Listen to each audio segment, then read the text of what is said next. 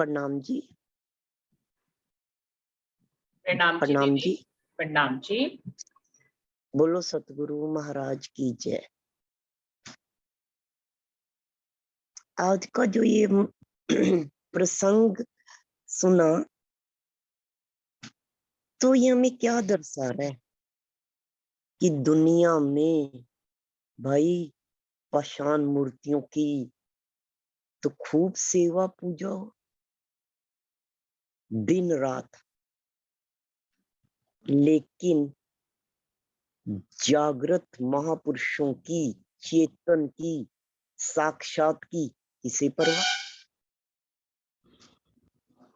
अव्वल तो दुनिया में हम देखें तो जहाँ पे जो संत हैं, परमहंस हैं, महान विभूतियां हैं, महापुरुष जो हुए इस धरा पे जीवित रहते हुए वो कभी भी पूजे नहीं गए। जितना भी उनका मान सम्मान दुनिया ने किया, जीवों ने, वो उनके तन त्यागने के बाद ही किया।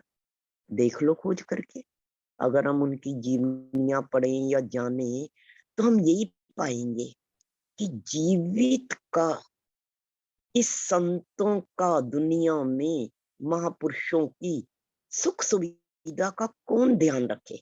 क्यों? क्योंकि जीवित की पहचान ही नहीं है।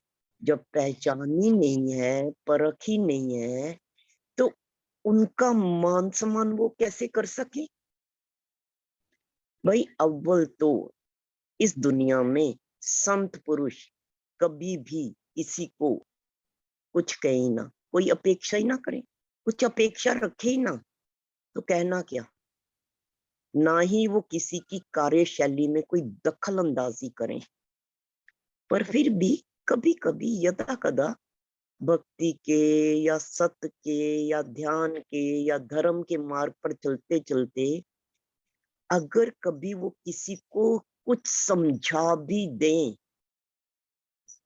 तो भाई क्या सुनवाई हो। कोई सुनवाई नहीं। सत्य की इस दुनिया में कोई सुनवाई नहीं। सुनवाई है दबंगों की, संतों की नहीं। यही इस माया का यथार्थ सत्य है जो हमारे सामने इस प्रसंग में है। अब आज का ये जो प्रसंग है, अगर हम इसकी गहराई को ही देखें, समझें, तो हमें इसकी पृष्ठभूमि, इसकी यथार्था, इसका बैकग्राउंड, वास्तविकता समझना बहुत जरूरी है। क्यों आदेश दिया? जब महाराज जी सोनगिरी में एक झोंपड़ी में रह ही रहे थे, तो क्यों एकदम ही आदेश दे दिया झोंपड़ी छोड़ने का?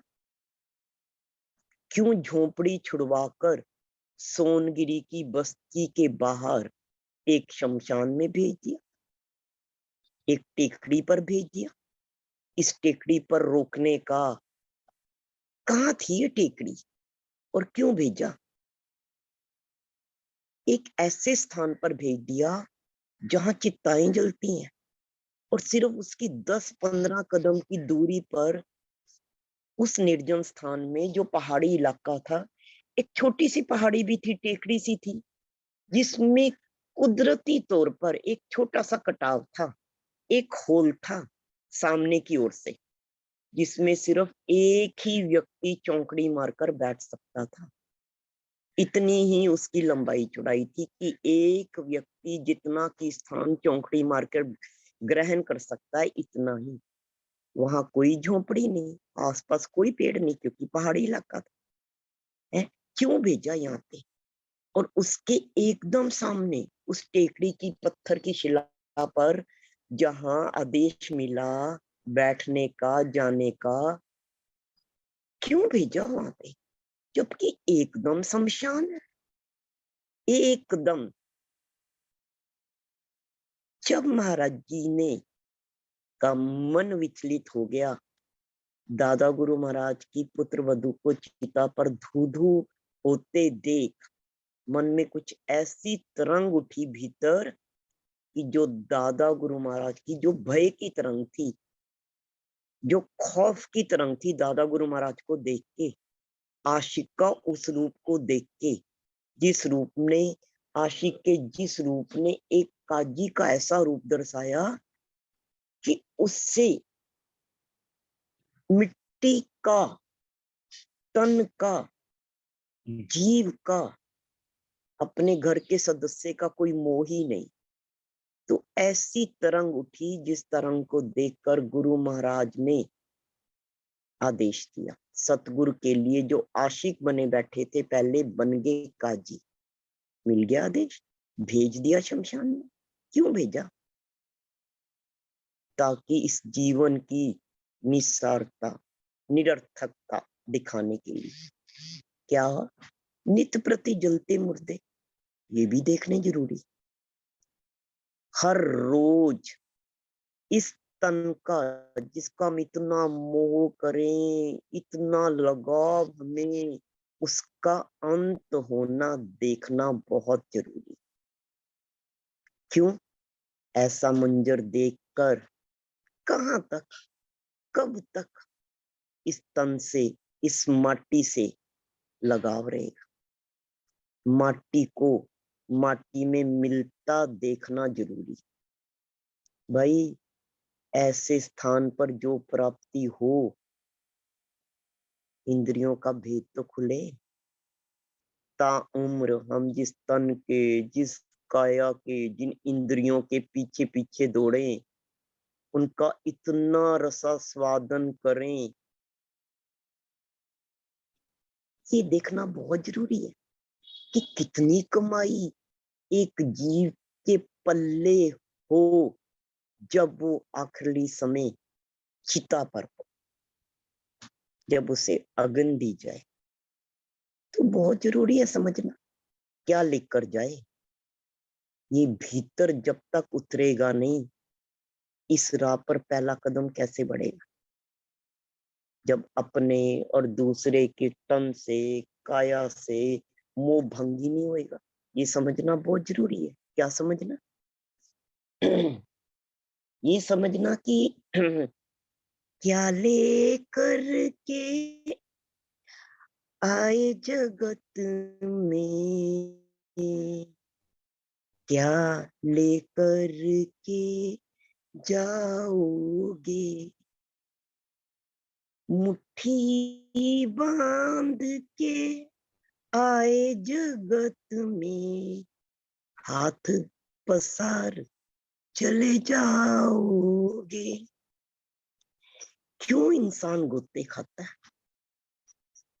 जब पता है एक तिनका भी, एक कण भी साथ नहीं जाता।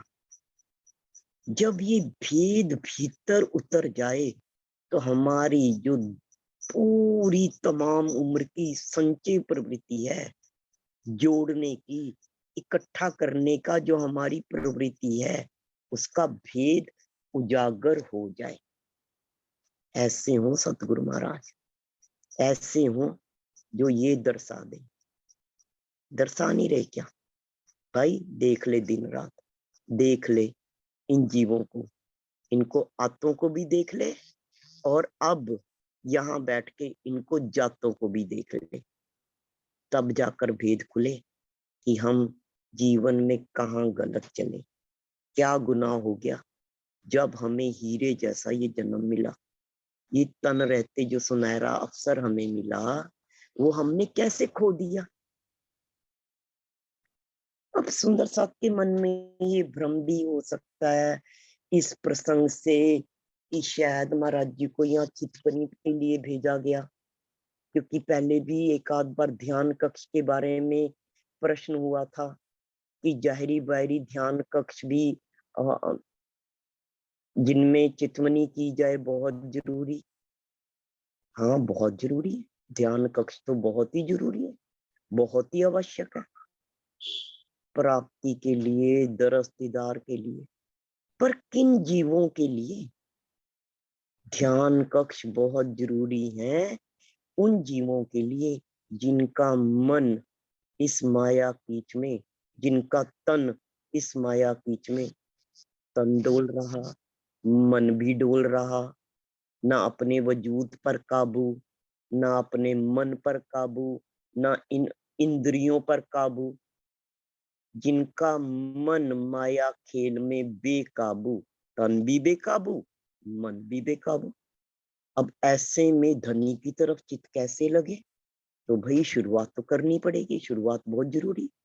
मन में स्थिरता लानी है, सत की भीतर ज्योत स्थापित करनी है, तो भाई जाहिरी बाहिरी ध्यान कक्षों की भी जरूरत है। क्यों?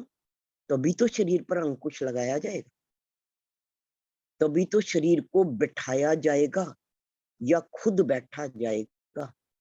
लेकिन जहां पर कुदरती लगन हो, कुदरती निस्बत हो, कुदरती ही संबंध स्थापित हो जाए, कुदरती ही ये एहसास भीतर ही भीतर जागृत हो जाए, उसकी उपस्थिति का एहसास, उसका हर पल अंग संग होने का एहसास, तो भाई वहां तो न तन पर न मन पर कोई जोर ही नहीं।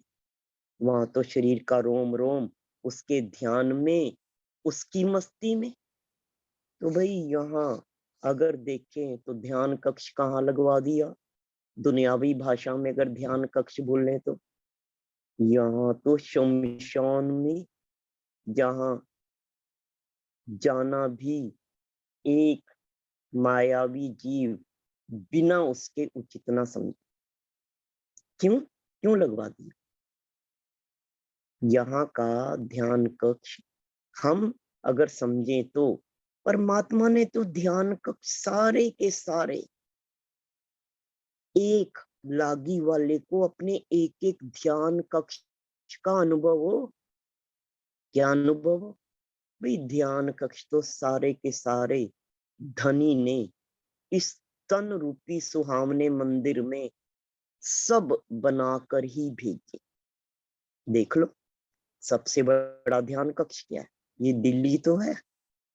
अगर इस दिल रूपी ध्यान कक्ष के भीतर प्रवेश हो जाए तो भाई वो स्वयं ही वहां मिलन खातिर उतरा मिले।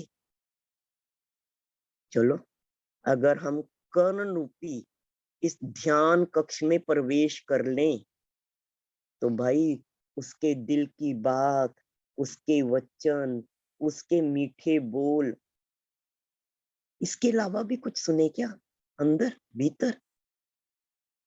अगर इस कर्ण इंद्री रूपी ध्यान कक्ष में उतर जाएं तो भाई कोई माया की खिटर पिटर खटपट, कोई चू चू भीतर प्रवेश ना कर सके। चलो, जीवा रूपी ध्यान कक्ष में बैठे, यहाँ भी कोई फेरा फटका लगा कर देख ले। अगर कोई इस ध्यान कक्ष में फेरा फटका लगाएगा तो क्या पाएगा? उसके ही गुणगान के ही तो राग रागनियां हर पल बुल रही, उसी के तो गुणगान हो रहे। अगर हम नासिका रूपी ध्यान कक्ष में कभी हमारा गलती से भी आना जाना हो जाए, कभी हम इस अंदर आते और बाहर निकलते श्वास पे ही अगर कोई ध्यान लगा ले, केंद्रित कर ले, तो क्या पाएगा? श्वास श्वास, रोम रोम में उसकी तो माला चल रही। हर भीतर जाती श्वास में वो सत्य के रूप में भीतर उतर रहा, जल रही सत्य ज्योत भीतर जलनी शुरू हो रही है। और हर बाहर आती श्वास में भीतर की मैल, गंदगी, असत, नेगेटिविटी सब बाहर आ गई। तो लोग अगर नहीं भी इन ध्यान कक्षों में उतरने का बल है तो भाई बुद्धि रूपी ध्यान कक्ष में तो उतरना बहुत ही आसान, इसमें तो कोई भी कभी भी प्रवेश कर ले। पर अगर इसमें भी प्रवेश करना है तो भाई अक्ल से, विवेक विचार से, मंथन से, आपस के आदान प्रदान से भी उसे जाना जा सके। गर 24 के 24 घंटे उधर ही लगे रहें। तो जो आज का प्रसंग है ये हमें महाराज जी ने जब टेकड़ी पर बिठा दिया, टेकड़ी थी एकदम शमशान घाट में, टेकड़ी के हार्डली 10-15 कदम पर शमशान घाट था, जहां रोज कोई ना कोई काल का तो ग्रास बनता ही रहता है जी। इसी टेकड़ी के सामने राष्ट्रीय मार्ग था, जिस पर दिन क्या रात के समय भी यातायात की आवाजाही होती थी, वाहन गुजरते ही रहते थे। अब दिन भर में यहाँ क्या जलती चिताएं एकदम नजर के सामने, जहां शिला पर बैठे थे, अगर वहां से नजर खुली रह जाए, आंख, तो क्या दिख रहा है? रोते धोते चीखते चिल्लाते लोगों की हाय हाय। और रात्रि के एकांत के पलों में अगर अपने आनंद में अपने ही भीतर उतर के अगर स्वतः ही आंखें मूंद जाएं, तो भाई एकदम सामने से सड़क से आते जो यातायात के साधन थे, वाहन थे, उनकी हेडलाइटों की तेज चुंधिया देने वाली रोशनी एकांत भजन में खलल डालती, एकाकीपन में खलल डालती।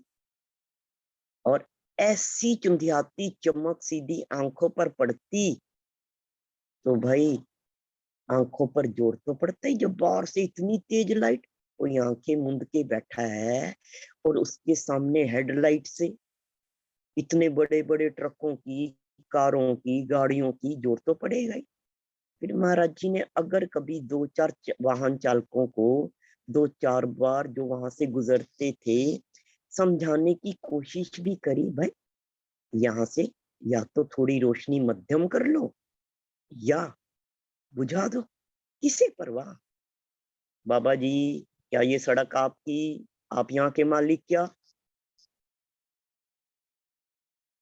आपकी जोर जबरदस्ती क्या? उत्तर तो तुरंत ही तैयार मिलता। क्या करें, क्या किया जाए? एक इंसान के तौर पे भी अगर हम देखें, कोई क्या कर सकता है? अंदर ही अंदर दुनिया के इस व्यवहार से खुलकर चुप रह जाते। अब एक दफा का ऐसा ही रोज हो ही रहा था। हुक्म तो आदेश तो मिला हुआ था, हुक्म का उल्लंघन तो हो ही नहीं सकता। यही तो भक्ति, यही तो सेवा है कि जो सतगुरु ने कह दिया उसी पल, अब इसमें जो बीते ना बीते।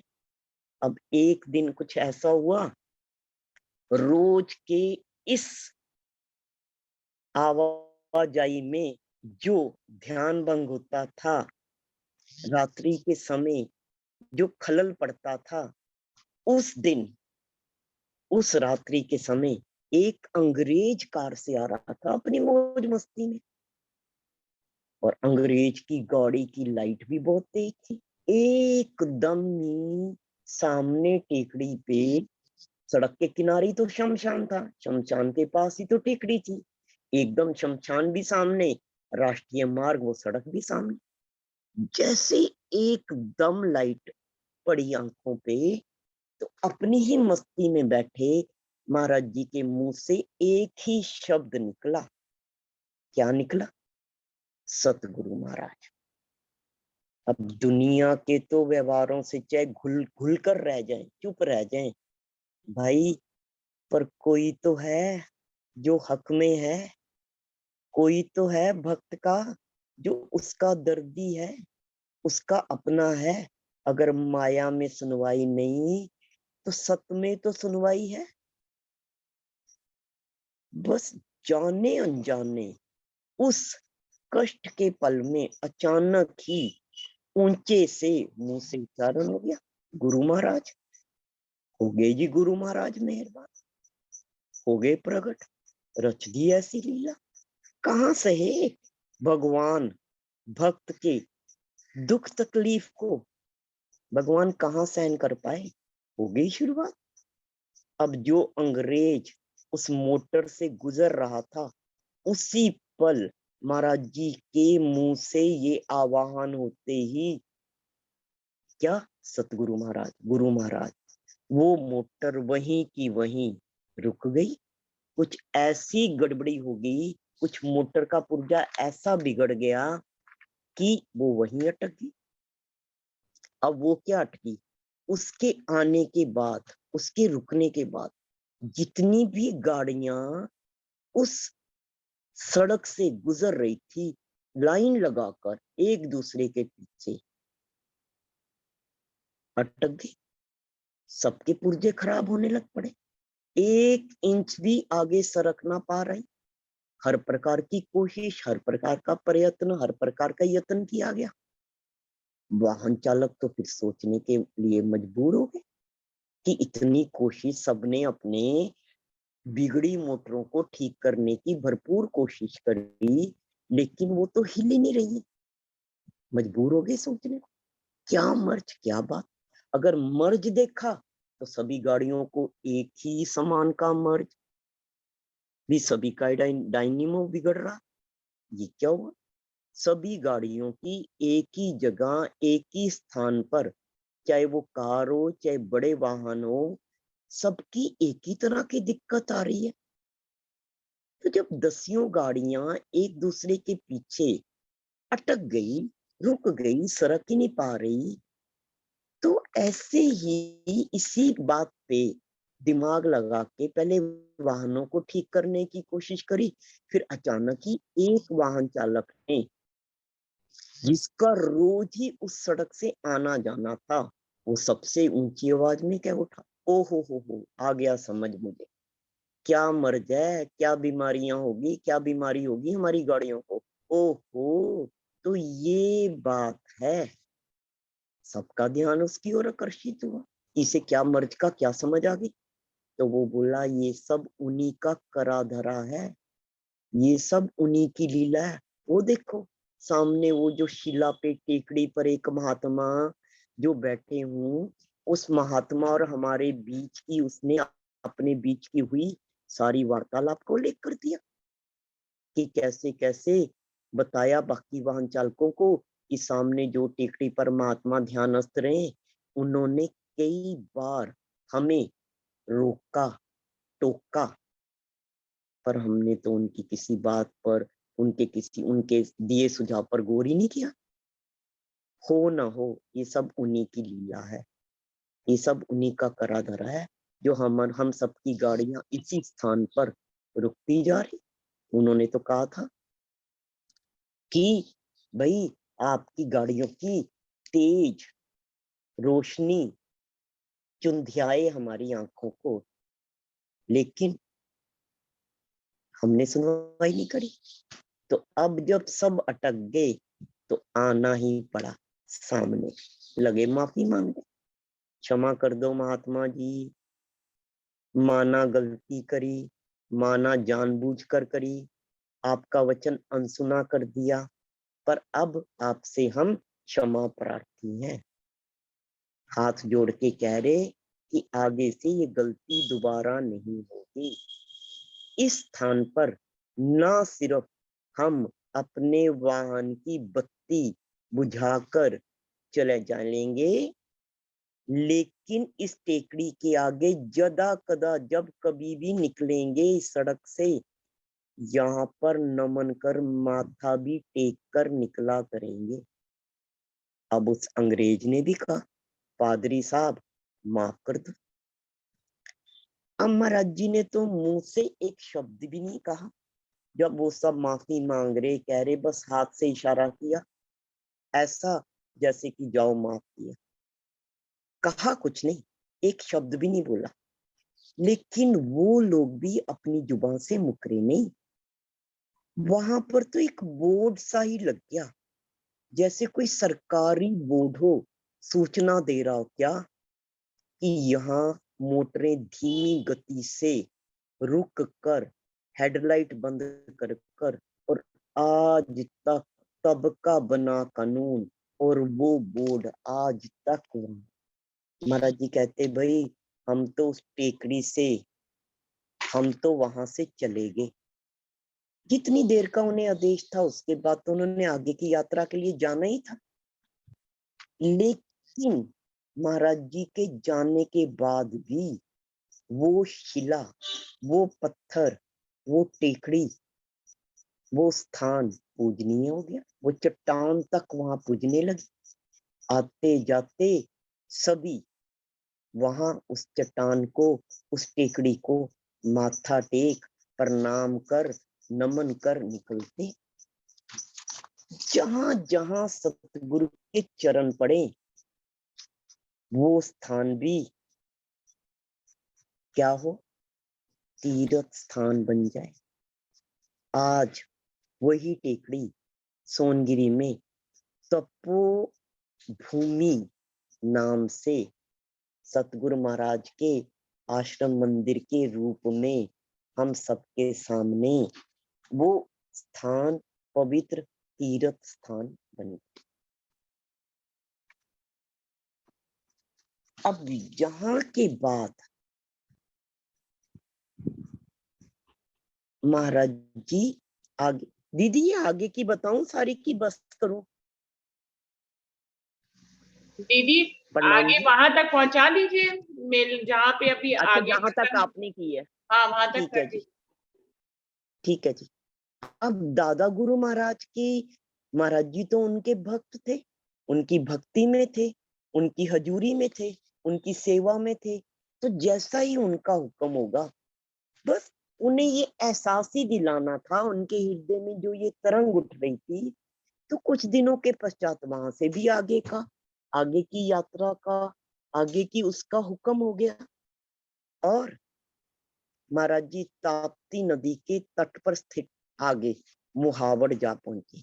वहां पर एक कपिलेश्वर मंदिर था। रास्ते में राहगिरी में विश्राम के लिए वहीं पे आसन लगा दिया। ये मंदिर ताप्ती और पंजारा दो नदियों के संगम पर थी। और इसी पंजारा नदी का जो स्थान था, जो नदी थी, इसी के ऊपर बसा हुआ था। नदी के किनारे ही, मुहाने पर ही ये महावड़ शहर बसा हुआ था। महाराज जी तो जहां भी संत पुरुष, सतगुरु, महात्मा लोग, हंस परमहंस उठे बैठे, कोई ना कोई, किसी ना किसी का तो आना जाना उनके पास हो ही जाए, कुदरती बात। अब महाराज जी पहले तो अपने बाहर की पूरे की पूरी अपने बाहर का भी दर्शा रहे हैं। बीच बीच में हमें दर्शाया कि उनका जाहिरी बाहरी रूप क्या है, आज फिर दर्शा रहे हैं। महाराज जी के पास क्या था, हाथ में अगर देखा जाए एक लुटिया, सिर्फ एक लुटिया, पिचकी हुई बर्तन, थोड़ा सा पिचक नहीं जाता कई बार इस्तेमाल के बाद, वैसा। और बिछोने के लिए क्या था, माँ की गोद, पृथ्वी माता। लेकिन दादा गुरु महाराज के बाद देखो, हमें इस बात को बहुत अच्छी तरह समझना है। अभी तक महाराज जी को वाणी की एक भी चौपाई नहीं मिली, कोई तारतम नहीं मिला। तो महाराज जी जो भी कहते वही तो कहते जो उनके अंदर उठ रहा होता, जो उनके हृदय में, या बकते जो भी मन आता। महाराज जी तो अब मन कह रहे हैं, बात ये जो उनके दिल में उठ रहा होता, जो भाव उमड़ रहे होते, जो बात हक की, उस खुदा की बात साथ के साथ, क्योंकि डायरेक्ट कनेक्शन हो गया था ना, संपर्क स्थापित हो गया था ना। तो जब संपर्क स्थापित ना हो तो हमें जाहिरी बाहिरी ज्ञान की जरूरत हो, लेखनी की जरूरत हो, किताबों की, ज्ञान पुस्तिकाओं की जरूरत हो, कि उनके द्वारा हम उस खुदा के बारे में कुछ जान ले। पर जब डायरेक्ट ही संपर्क है, जब अपनी कनेक्टिविटी है, टेलीपैथी है, तो जो भी उतरता था महाराज जी वही कहते थे। लेकिन बाहर की हालत क्या थी, दाढ़ी, मूछ, केश, सब घोटम घोट, सब गूंथे पड़े एक दूसरे में। और तन के कपड़ों की तो हमें शुरू से ही पता है महाराज जी कैसे पहनते थे। और कितने की कपड़े उनके पास थे, एक लंगोट के अलावा महाराज जी पहना ही क्या। अब एक ऐसा दुनियावी जहरी तौर पे देखा जाए, जिसके बाल सारे गुत्थम गुत्था हो, दाढ़ी मूछ के सब, और कपड़ा लत्ता पहना ना हो, एक लंगोट लंगोट धारी हो, वो भी लंगोट घिसा पिटा फटा पुराना, कहीं कहीं से उसके तार तार धागे भी हो सकते हैं, और अटपटी सी तो ये बाहर की हालत। और जो दिल में आए, ये नहीं महाराज जी सारा दिन बोलते रहते थे, नहीं ऐसा नहीं था, बात तो उनके दिल में उठती थी। पर जब कोई सामने आ जाता था, जैसे इस कपिलेश्वर मंदिर में महाराज जी उठ बैठ रहे हैं या आसन लगा लिया है, तो मंदिर में भी तो साधु महात्माओं, आने जाने वालों का, उठने बैठने वालों का एक जमावड़ा सा कोई ना कोई तो आता जाता रहे, धार्मिक स्थलों पे भी, पवित्र स्थानों पे भी। तो जब कभी कोई लोग आ जाते, तो महाराज जी अब देखो सामने रामायण रखी हो, गीता रखी हो, उसे देख के पहले एक चौपाई पढ़ो, फिर उसका अर्थ करो, ये ज्ञान चर्चा तो दुनिया को समझ आती। पर जब तुम अपने पल्ले से बोलो, बिना सामने लेखनी रखे बोलो, तो भाई ये बातें अटपटी हो, समझ के परे का मामला हो। इसे तो वही समझ सके जिसके मतलब की बात हो। बाकी लोगों के लिए तो ये क्या है, एक भौंकी तो है, बक रहा है जी, बोल रहा है जी। और जाहिरी बारी अवस्था भी अगर ऐसे लागी वाले की हो, तो भाई पागल समझने में दुनिया है, दुनिया की बुद्धि है, समझदार लोग हैं दुनिया के। अगर पागल कहें तो कोई अनुचित नहीं, कुछ गलत नहीं कह रहे। लेकिन महाराज जी जो भी कहते, क्योंकि हृदय में सत उतर रहा था, तो बात भी तो सत ही कही जाती। और जो सत बात हो, तो भी सत को तो प्रमाण की जरूरत ही नहीं, साथ के साथ सिद्ध भी हो जाता। जो कहते वही का वही हो जाता। जुबान पे तो सत्य बैठा हुआ था, हृदय में तो साक्षात सतगुरु महाराज का, दादा गुरु महाराज का, उस पार ब्रह्म पूर्ण परमात्मा का, जिसके बारे में महाराज जी ने खुद का साक्षात श्री महाप्रभु परम धाम सरकार हृदय में विराजमान, आसन लगा के साक्षात भी। तो ऐसे हृदय से, ऐसे हृदय वाले के जुबान से जो भी निकलेगा, भाई वो सत्य तो होगा। महाराज जी की तो जाहिरी बाहरी क्या परवाह थी उन्हें अपने तन की, जब तन की परवाह ही नहीं थी, तन में कोई इंद्री की तरंग ही नहीं थी, तो किस चीज की चिंता थी। बेफिक्र मस्त जहां बैठे हैं वहीं के वहीं बैठे हैं, क्या पता कितना समय बीत जाए। क्यों, महाराज जी तो भीतर जहां बैठे हैं, आंख मुंद गई, आंख तो देखो बैठेंगे तो अपनी आंखों रूपी दरवाजे को तो बंद कुदरती हो जाएंगे। जब सतगुरु महाराज का सिंहासन भीतर लगा हुआ है, तो दिन रात उन्हीं के तो दर्शन हो रहे थे। अगर बाहर से जाहिरी बारी आके कोई तन को चेतन करके बात नहीं कर रहा, तो भाई अंदर तो उन्हीं के दरस दीदार हो रहे हैं, उन्हीं से प्राप्ति हो रही है। आठों पहर नूर जमाल की तो जमाल दिखाई दे रहे हैं। क्या महसूस होता था महाराज जी को, महाराज जी को अपना तन एक खोखा, एक माइक महसूस होता था। बोलने वाले कौन वो, बोल कौन रहे वो, कह कौन रहे वो, बात श्री मुख की होती, बात श्री राज्य की होती, बात धनी की होती, लेकिन शब्द निज मुख से निकला करते। शोभा इस जाहिरी बाहरी तन के मुख की हो जाती। क्यों, देखने वाले को तो मुख ही हिलता बोलता दिखता। तो क्या कह रहे भाई, हम तो एक निमित्त थे, एक मीडियम थे, करने कराने वाला सतगुरु महाराज। अब देखो करतार को, अब देखो मैं को, कहाँ है करतार। कहाँ है मैं मेरी।